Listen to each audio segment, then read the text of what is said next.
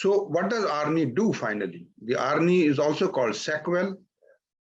It works as an angiotensin receptor blocker, increases the natriuretic peptides, it increases cyclic GMP and increases GLP-1, and hence is somewhat more beneficial in diabetics. Final result is vasodilatation, diuresis, natriuresis, reduce hypertrophy, reduce fibrosis, reduce inflammation, and overall improved reduction in cardiovascular endpoints of heart failure. The important thing is that ARNI is also useful in right-sided heart failure, and partly because, especially with pulmonary artery hypertension, partly because the cyclic GMP level, which is increased, causes differential amelioration of pulmonary artery hypertension and better right ventricle function. It is a much bigger issue in HFpEF, and hence it works in HFpEF. ARNI also works in HFpEF in heart failure with mid-range ejection fraction. I was talking to you about the role of ARNI across the spectrum of ejection fraction in heart failure. And this information is based on two big randomized studies conducted with ARNI, the first being Paradigm HF in 2014 in heart failure with reduced ejection fraction, nearly 8,000 patients, and then Paragon HF, which is in patients with heart failure with preserved ejection fraction, about 4,700 patients.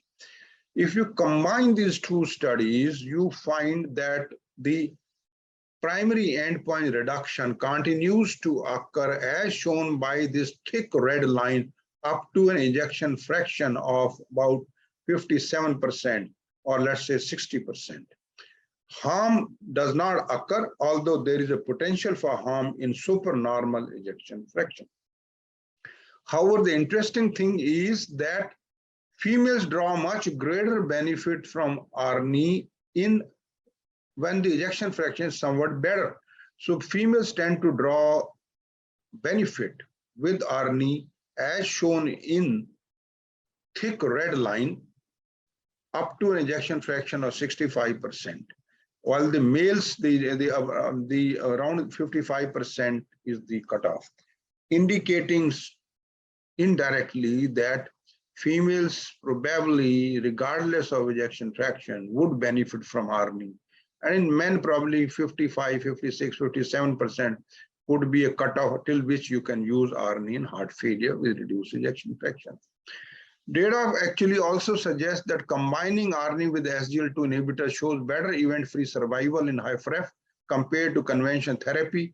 It adds about 6 to 8 years of life in younger people, and maybe a slightly lesser life to people above the age of 65 years. But nevertheless, comprehensive therapy extends event-free survival in HFrEF patient compared to conventional therapy with A plus B. Putting it the other way, the same thing, and this is work by Dr. Vaidyanathan, again, a network meta-analysis showing that if you give only A plus B, that is anti-RAS agent plus beta blocker, and compare with 4-drug therapy, which includes ARNI plus SGLT2 inhibitor, you can get further 50% reduction in cardiovascular and all-cause mortality, largely the mortality being reduced by ARNI, and both morbidity being reduced both by ARNI and SGLT2 inhibitors on top of A plus B. So any which way you look at it, these 4 are the corner therapy.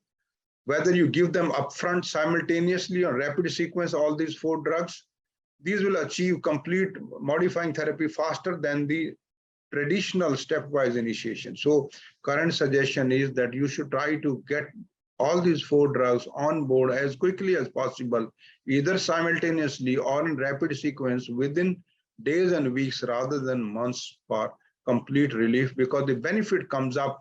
We have data actually from Pioneer HF where ARNI was used in heart failure, where the benefits came up within 8 weeks with a 34% reduction in mortality and nearly 46% reduction in hospital for heart failure. So you have to start as quickly as possible at the moment patient acute heart failure is stabilized. And there is a definite indication to use ARNI in patients with stabilized acute decompensated heart failure.